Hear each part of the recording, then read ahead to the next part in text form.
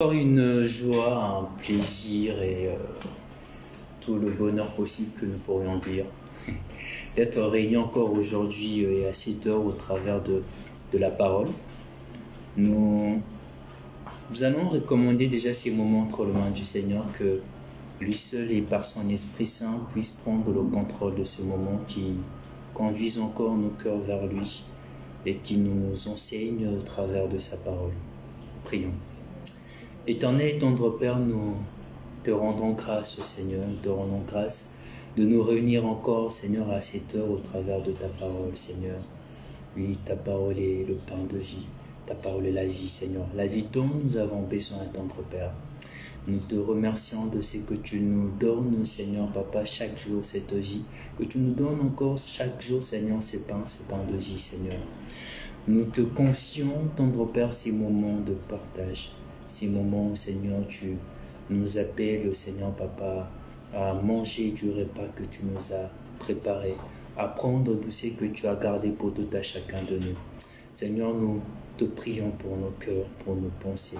Éloigne de nous, Seigneur, toute incrédulité. Éloigne de nous toute pensée, Seigneur, qui ne vient point de toi, Seigneur. Mais conduis-nous au travers de la vérité qui est ta parole. Conduis-nous encore, Éternel, plus qu'à entendre, Seigneur, mais aussi à mettre cette parole en pratique. Nous te remercions pour l'agir de chaque personne et nous te remettons ces instants pour te saintement. Sois béni, sois exalté par le nom puissant de Jésus-Christ que nous avons ainsi prié. Amen. Amen. Donc nous sommes à notre 10e séance ou 10e partage sur la vie du bien-aimé David. Et là, nous avons pu la fois passée partager sur le chapitre 29 de 1 Samuel jusqu'au chapitre 30, jusqu'au verset 6. Donc, pour juste revenir là-dessus assez vite, sur le chapitre 29 au chapitre 30, c'est David ou le roi de Philistin qui va entrer en guerre contre Israël. Et David sera ramené à prendre une position soit combattre contre le peuple, son peuple, ou soit n'est pas aller en guerre. Nous voyons David qui nous a montré en fait de disposition à vouloir partir en guerre. C'était assez triste, mais le Seigneur s'est saisi de prince de Philistin afin de ramener David à la raison. En rappelant à David ce qu'il est, et en rappelant encore à David que c'était lui à qui on pouvait chanter de chants. Ces complaintes qui disaient Saoul a frappé ses 1000, David a frappé ses 10 000. Et que David, en allant en guerre pour peut-être retourner en Israël, parce qu'il était, on peut dire, en fugue, pour retourner en Israël, ça pouvait être assez normal que David puisse regagner la conscience de Saoul en ramenant la tête de Philistin. Le Seigneur s'est saisi de cœur de prince de Philistin. Il a ramené David à la raison. Et nous voyons David retourner à Tislag. Tislag qui est non loin de Juda. Arrivé à Tislag, un tableau assez triste. Un tableau très affreux, si on peut dire. Un tableau qui a laissé un goût très amer à David et à ses compagnons. David, il arrive à Tislag, et là, les Amalécites ont attaqué Tislag. Ils ont pris tout le butin, ils ont pris femmes, enfants et vieillards, ils les ont ramenés. Les compagnons de David, en voyant cela, la parole nous dit sur le verset 30, plutôt le chapitre 1 Samuel 30, le verset 4, la parole nous dit qu'ils pleurèrent jusqu'à ce qu'il n'ait plus de force pour pleurer.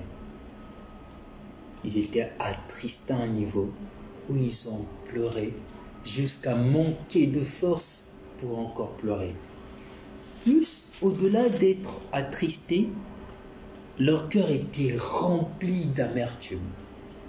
Cette amertume qui les a poussés à prendre une décision, la décision de lapider David, la décision de lapider leur chef. Je me suis dit de revenir là-dessus parce qu'il y a tellement de leçons à tirer juste sur cette première partie, sur cette partie que nous venons juste de lire ou de partager. La leçon à tirer, c'est des décisions que nous prenons souvent suite à une colère, suite à une déception, suite à l'amertume prise ou rencontrée vis-à-vis d'une discussion avec un frère, avec une sœur, avec un bien-aimé, avec une personne de notre famille. Je ne vois aucunement le Seigneur ou un chrétien, un fidèle, être en parfaite harmonie avec Dieu, tout en gardant de la rancune envers une autre personne. Je ne vois aucunement le Seigneur accepter un frère, être parfaitement en harmonie avec lui, tout en gardant de la haine pour une autre personne.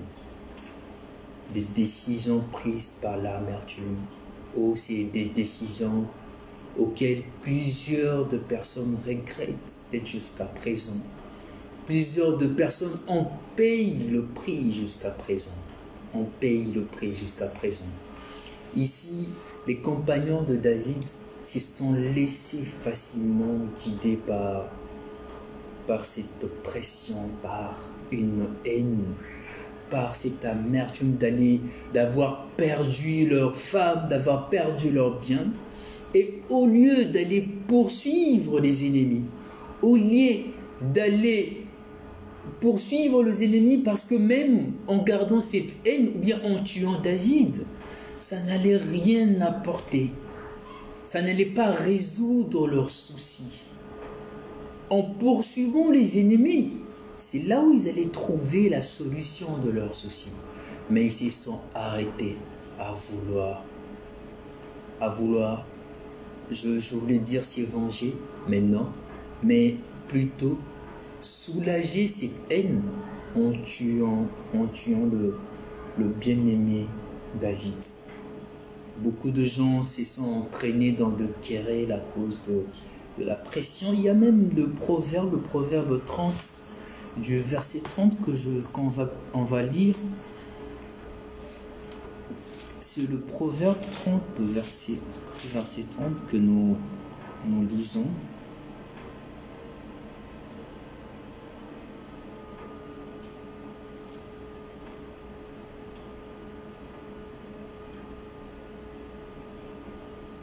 Plutôt le verset 33. On dit, car la pression du lait produit la crème, la pression du nez produit du sang, et la pression de la colère produit de querelle. La pression de la colère produit de querelle. Il y a une pression qui vient avec de la colère, et cette pression-là est figée sur le fait qu'on ne souhaite rien d'autre que nous venger. Cette pression est tellement figée, non pas à ramener une solution par rapport à notre problème, mais à atténuer la solution en voulant s'auto-venger, si on peut dire. Ah oui, je reviens vraiment là-dessus parce que c'est une réalité que nous voyons dans plusieurs assemblées, dans le milieu chrétien, où un tel pasteur n'est plus en communion avec un tel pasteur parce que, soi-disant, le pasteur lui a volé de fidèles et le pasteur s'est vraiment lancé dans une quête à détruire l'autre personne avec des prédications qui sont ciblées, avec pas mal de choses qui sont ciblées. Ou un frère qui peut-être a été peut-être déçu par rapport à une certaine conduite d'un autre frère, d'une sœur, où le frère s'est lancé à une vengeance pour satisfaire, pour apaiser son cœur. Oh que c'est assez triste. Oh que c'est assez triste. Nous oublions que le Seigneur nous dit, si nous ne pardonnons pas, lui aussi il ne va pas nous pardonner. Si nous ne pardonnons pas, lui aussi il ne va pas nous pardonner. Bien-aimé, s'il y a une colère à éviter, s'il y a une sentence à éviter, c'est la colère de l'Éternel. C'est d'être sous les jugements du fait qu'on n'a pas voulu pardonner. Du fait qu'on n'a pas voulu pardonner un frère ou un autre bien-aimé.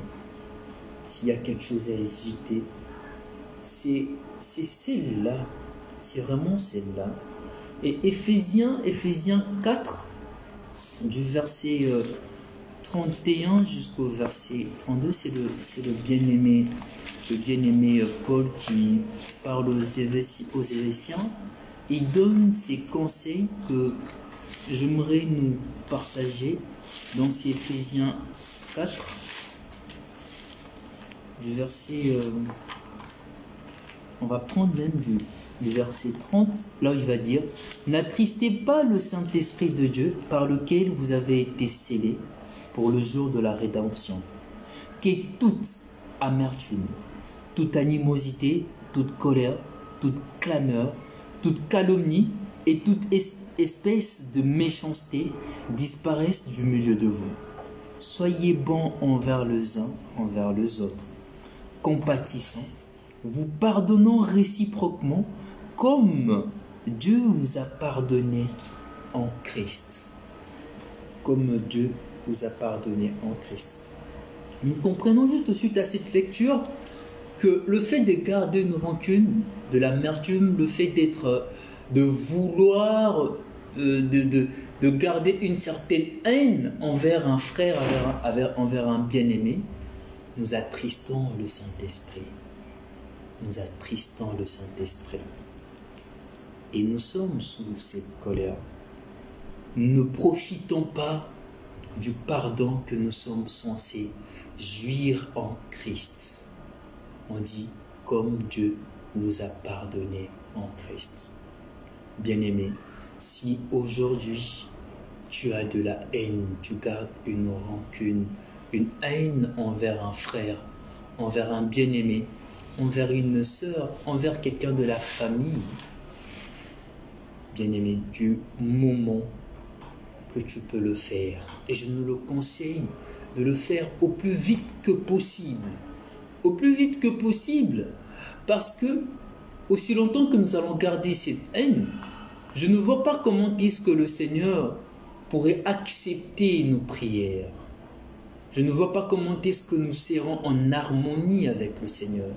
Toutes nos prières seront dirigées par cette haine. Toutes nos prières seront de prières où nous pourrions encore entendre, surtout moi je viens du Congo démocratique RDC, où nous avons carrément des cellules de combat, où nous voyons des gens prier pour attaquer on va dire, l'oncle de la famille, une personne X bien ciblée, parce que soi-disant, c'est cette personne qui retient de mariage, c'est cette personne qui retient de finances. Quelle haine qui est déversée dans cette prière. Quelle haine qui est déversée dans cette prière. Oui, si nous sommes dans ça, j'aimerais nous dire que le Seigneur ne va pas exaucer nos prières. Car c'est tout à fait normal. Nous prions mal. C'est tout à fait normal. Nous prions mal, nous prions avec de la haine. Nous prions avec une haine. Nous prions pour satisfaire à nos convoitises, pour satisfaire à notre chair.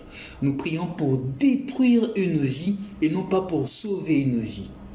Bien-aimés, aujourd'hui, nous avons le moyen nécessaire au travers de Christ.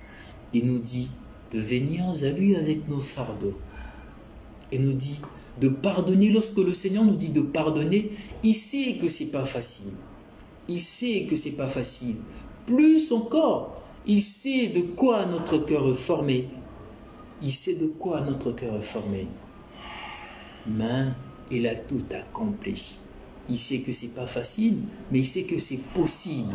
Du moment que c'est possible et qu'on peut trouver cette possibilité en lui, alors bien-aimés, allons vers le Seigneur avec cette rancœur, avec cette haine. Déposons cela au pied de sa croix. Prions que le Seigneur nous accorde la paix, la joie et l'harmonie avec nos frères et sœurs.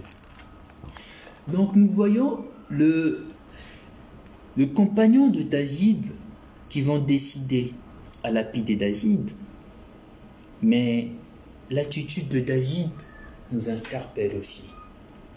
C'est un David qui ne va pas chercher de voies et moyens à tromper ses frères, à fuir. Il allait encore fuir pour aller où? Comme il a pu fuir Saoul pour aller se réfugier à Gath.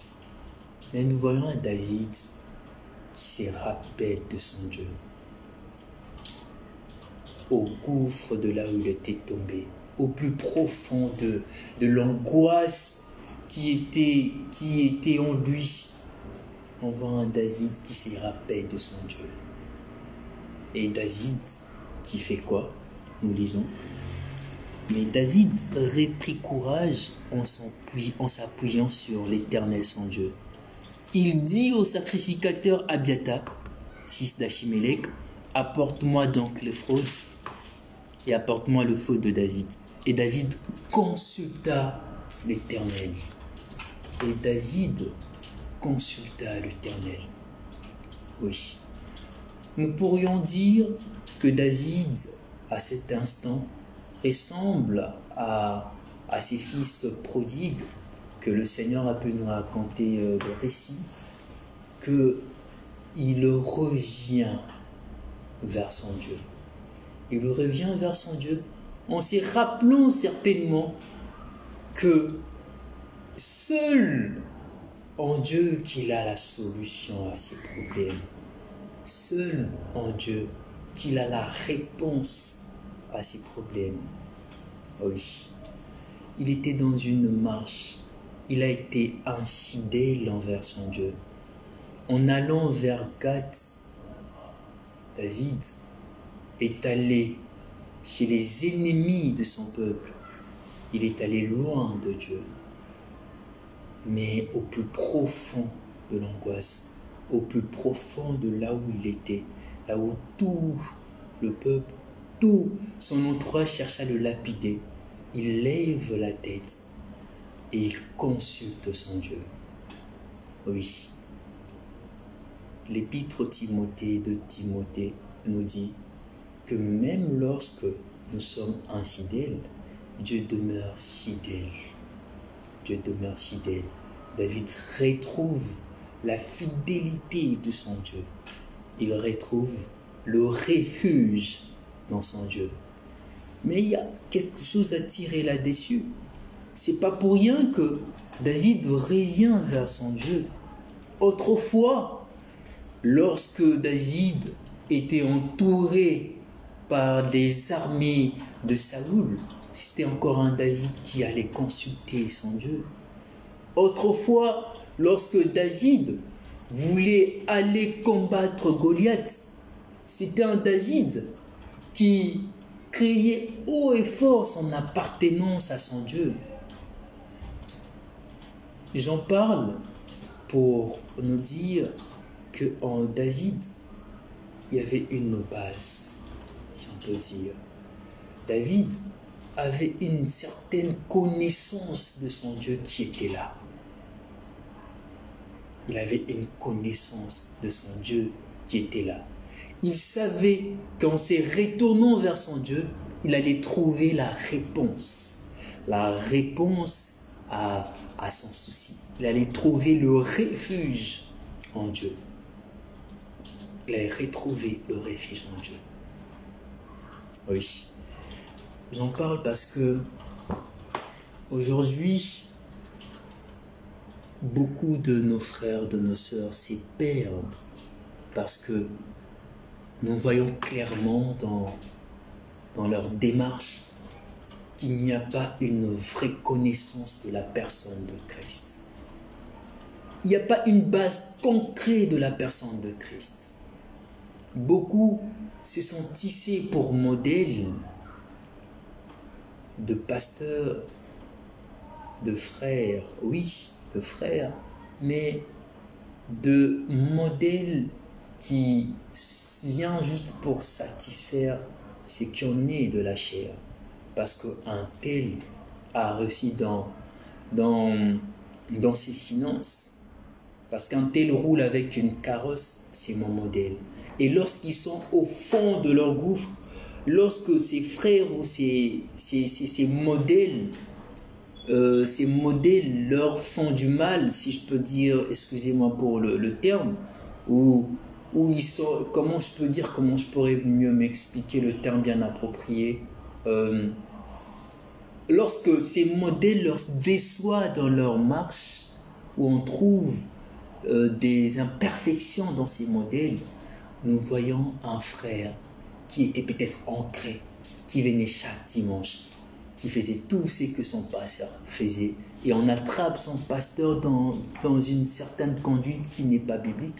Nous voyons ces frères carrément renoncer à sa foi, renoncer à sa marche, en disant que voilà, c'était ces pasteurs-là, que c'était chez lui que je partais prier, et voilà, on l'a attrapé dans tes choses, dans tes magouilles, ah, je ne veux plus aller prier. Mais bien aimé, c'est normal que tu aies cette démarche-là, parce que ton modèle n'est pas Christ. Parce que ton modèle n'est pas Christ. Parce que ton modèle, ce n'est pas un modèle qu'on voit dans le bien-aimé Paul, qu'on voit dans le bien-aimé Pierre. Oui. Pour David, certes qu'on ne parle pas d'un modèle bien conçu, mais David avait pleinement la personne de Christ en lui. David s'est rappelé de ce que son Dieu a dû faire. Et en se rappelant de ça, tout était dirigé par rapport à ce qu'il connaissait de son Dieu et surtout par rapport à la parole, par rapport aux écrits, par rapport à ce qu'il avait de sacrificateur, par rapport à ce qu'il avait reçu de Samuel et des autres prophètes durant ces temps. La question, ça serait de nous poser: qui est ton modèle? As-tu réellement une base, un fondement comme David qui s'est retourné vers son Dieu? On dit, David va appeler donc Achimélec, il va demander à Achimélec de rapporter le faud afin de consulter l'Éternel. Le faud, fait partie des tissus, des habits, de vêtements que les sacrificateurs, qui étaient censés être parmi les vêtements des sacrificateurs, on utilisait ces morceaux de vêtements pour consulter l'Éternel pendant ces temps-là.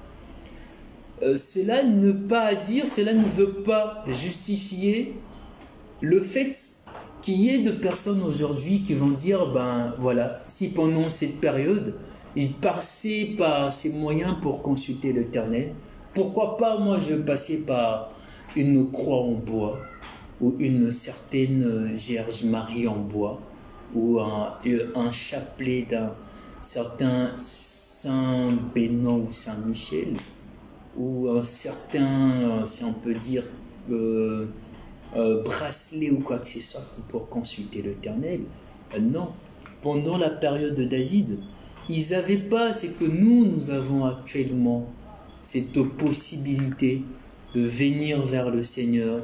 Rappelons-nous que le Seigneur, en donnant de sa vie sur la croix, il nous a non pas seulement que restaurés, mais il a déchiré le rideau qui nous séparait. Et là, on a cette possibilité de venir à lui. De venir à lui. de nous donner pleinement à lui, de le consulter au travers des Écritures de la parole. Et il nous répond aussi comme il a pu répondre à David, soit au travers des Écritures, au travers d'un frère, au travers d'une prière, mais peu importe la réponse, tout est dirigé et tout est justifié par la parole. Tout est justifié par la parole. J'en parle pour soulever encore une parenthèse ou ouvrir une parenthèse.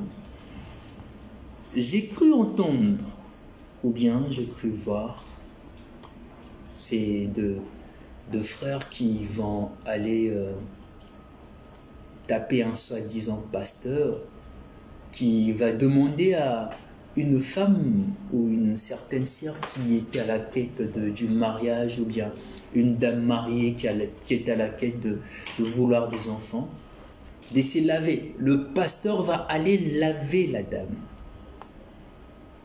Je ne vois nulle part où on peut justifier cet acte à travers de la parole. Nulle part nous pourrions justifier cela. Déjà, l'Éternel nous demande de ne pas voir la nudité de l'autre, et combien bien plus fort, l'Éternel va cautionner le fait que toi, un pasteur, que tu ailles laver une dame mariée ou une sœur. Ou plus encore, nous voyons dans l'assemblée, dans certaines églises, des pasteurs allaient demander des sous-vêtements de sœurs pour prier pour eux, soi-disant pour chasser l'esprit, je ne sais pas, l'esprit du célibat ou je ne sais quoi d'autre. On ne peut pas justifier cela à travers de la parole. Voilà le pourquoi je m'aurais vraiment revenir sur un modèle qui est assez clair, un modèle qui est Christ. Tout est justifié au travers de la parole. Aujourd'hui, si vous avez un pasteur, un frère, qui vous dit de faire quelque chose qui n'est pas justifié au travers de la parole, bien-aimés, je nous conseillerais de prendre nos pieds à deux mains. C'est juste ce que je pourrais nous conseiller. Oui. En tout cas, cherchons vraiment à avoir un modèle qui est conçu, qui est Christ. Cherchons à mettre pleinement notre foi en Christ, lui qui a tout accompli, et non pas sur une statue ou quoi que ce soit. Pendant ces temps, ça se comprenait le fait qu'il pouvait utiliser le phone, mais nous ne sommes plus dans ces temps. Nous avons tout. Nous avons cette possibilité-là de nous approcher auprès du Père au travers Christ avec une foi.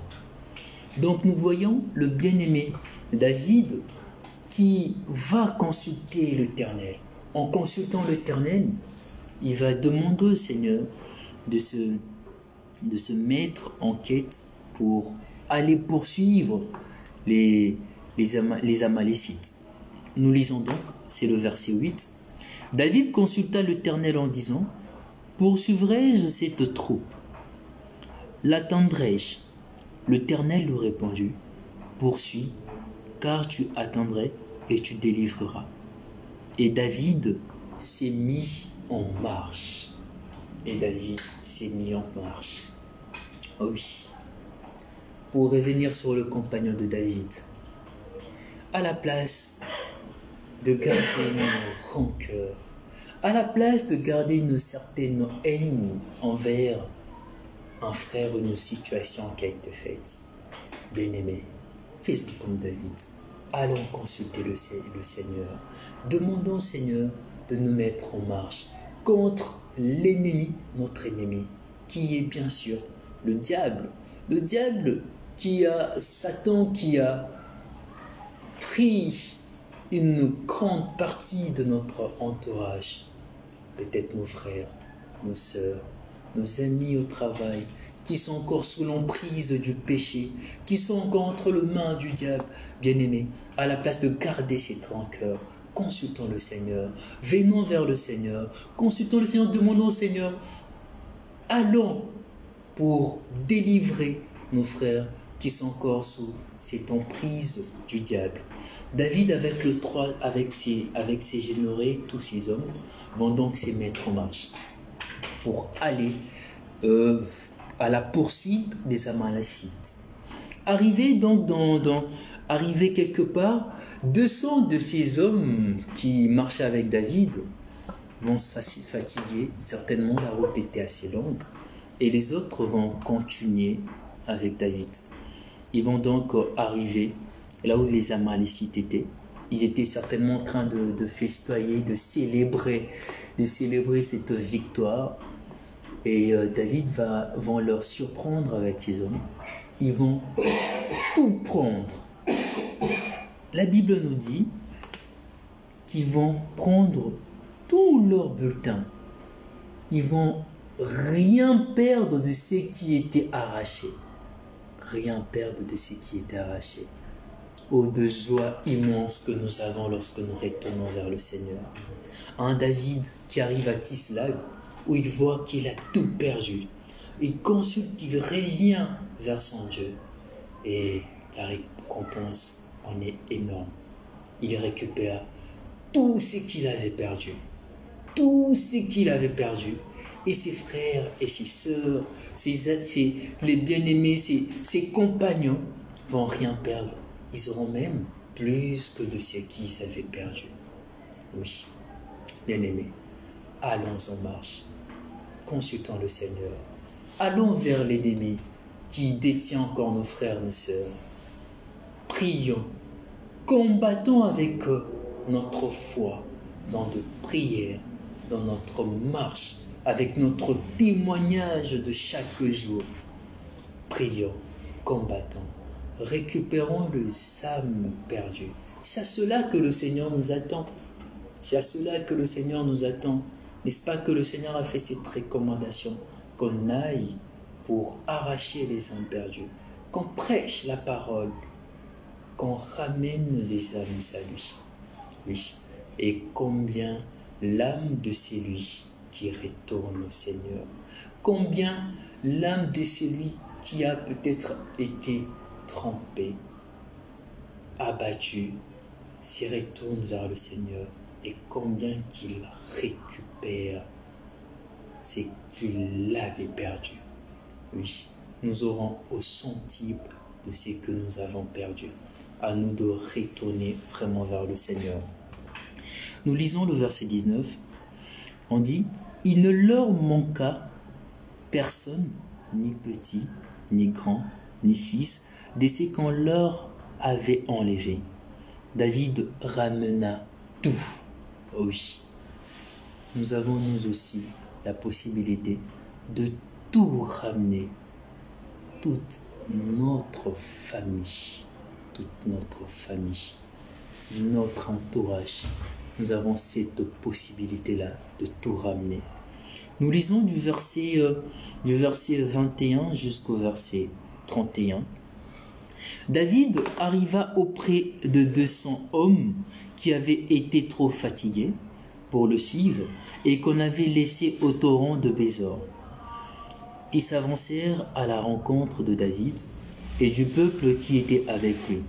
David s'approcha d'eux et leur demanda comment ils s'y portaient. Tous les hommes méchants et vils parmi les gens qui étaient allés avec David prirent la parole et dirent « Puisqu'ils ne sont pas venus avec nous, nous ne leur donnerons rien du butin que nous avons sauvé, sinon à chacun sa femme, ses enfants, qu'ils emmènent et qu'ils s'en aillent. » Mais David dit « N'agissez pas ainsi, mes frères, au sujet de ce que l'Éternel nous a donné, car il nous a gardés et il a livré entre nos mains la troupe qui était venue contre nous. Et qui vous écouterait dans cette affaire? La part doit être la même pour celui qui est descendu sur le champ de bataille ou pour celui qui est resté près de bagages. Ensemble, ils partageront. Il en fut ainsi de ces jours, et dans la suite, Et l'on a fait de cela jusqu'à ces jours une loi et une coutume en Israël.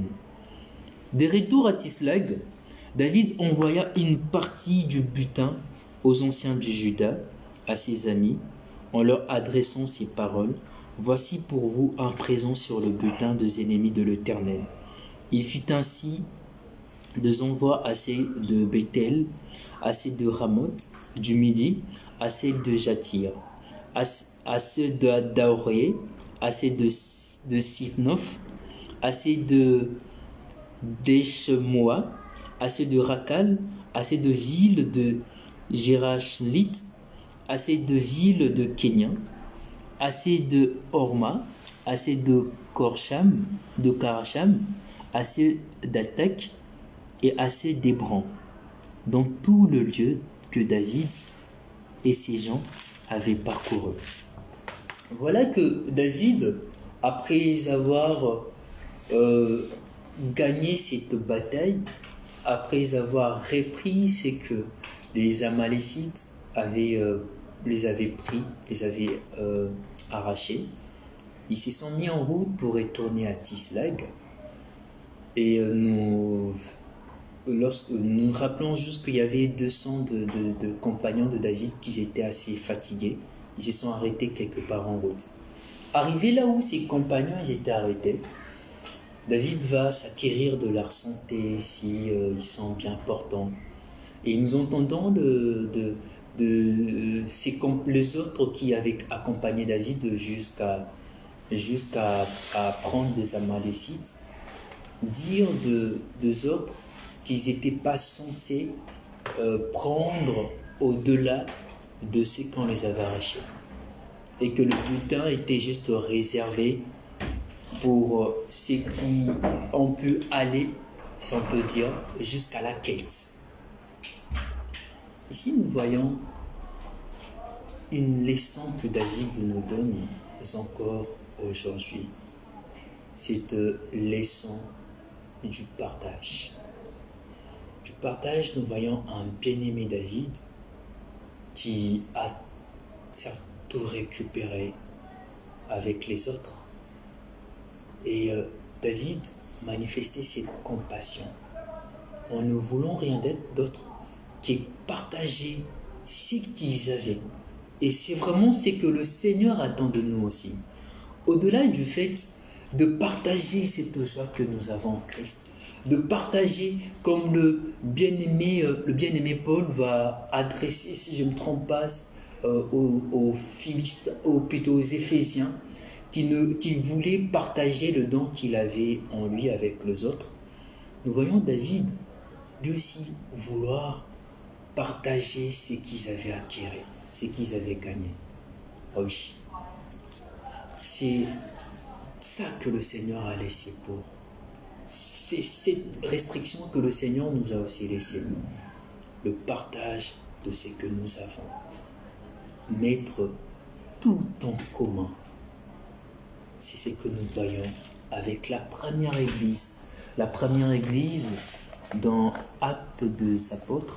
Nous allons juste lire vite fait pour au moins voir ce qu'il faisait.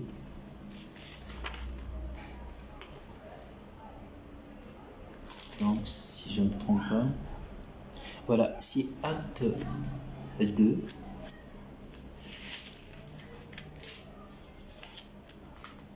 On va lire du verset 41 jusqu'au verset 47. Ceux qui acceptèrent sa parole furent baptisés, et en ces jours-là, le nombre de disciples augmenta d'environ 3000 âmes. Ils persévèrent dans l'enseignement des apôtres, dans la communion fraternelle, dans la fraction du pain et dans la prière. La crainte s'empara de chacun, et il se faisait beaucoup de prodiges et de miracles par les apôtres. Tous ceux qui croyaient étaient dans le même lieu. Ils avaient tout en commun. Ils vendaient leurs propriétés et leurs biens. Ils ont partagé le produit entre tous selon le besoin de chacun. Ils étaient chaque jour tous ensemble assidus au temple Ils rompaient le pain dans la maison et prenaient leur nourriture avec joie et simplicité de cœur. Retenant cela, ils mettaient tout en commun. Ils partageaient le produit entre tous selon le besoin de chacun. Oui. Voilà donc l'exemple d'un groupe de gens, d'une église, d'une assemblée qui est pleinement conduit par le Seigneur. Et cet exemple que nous voyons avec cette leçon que David nous donne, on nous dit qu'il mettait tout en commun, il s'assurait qu'il ne manque rien chez chaque personne. Sommes-nous aussi arrivés à ces points où nous sommes encore dans le point à vouloir une autosuffisance, à vouloir s'enrichir personnellement, que ça soit dans le bien maternel, dans le bien matériel plutôt, ou bien dans le bien ou dans de bénédictions spirituelles. Ô combien je parle de bénédictions spirituelles parce que nous voyons, il suffit juste de regarder ô combien de ceux qui se disent être prophètes, qui ont, entre guillemets, ceux qui le disent, avoir réussi le don de prophétie, faire de cela leur gagne-pain. Faire de cela leur gagne-pain. C'est assez triste d'en arriver là. C'est assez triste d'en arriver là. Mais c'est une réalité que nous vivons. Alors, bien-aimés, comme David et comme l'assemblée, la première église que nous voyons dans Actes, nous aussi faisons pareil. De ce que le Seigneur nous a donné, n'hésitons pas à devenir aux besoins de ceux qui en manquent.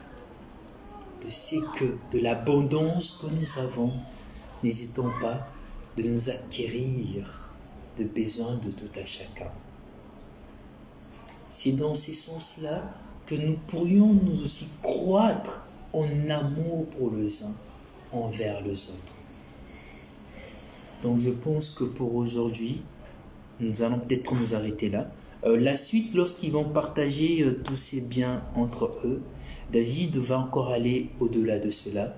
Il va envoyer ce qu'ils ont pu avoir à tout le contrée où ils étaient passés. Ils vont même envoyer à Hébron.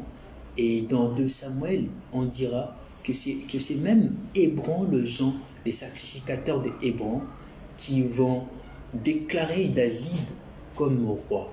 Certainement, ils se sont rappelés de ces bienfaits que David a dû manifester. Oui, bien-aimés, oui. Le bien que nous faisons aujourd'hui ne sont pas quelque chose qui vont anéant, si on peut dire. Oui, le Seigneur va toujours nous récompenser par rapport à cela. Alors n'hésitons pas de manifester ou de faire un bien pour un frère, pour une sœur. Que le Seigneur nous bénisse. Je ne sais pas s'il y a de questions.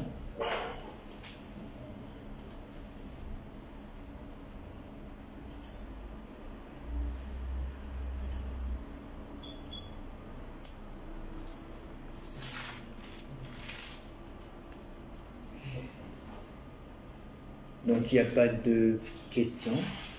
Donc nous allons prier. Nous avons pu voir dans l'attitude de compagnon de David combien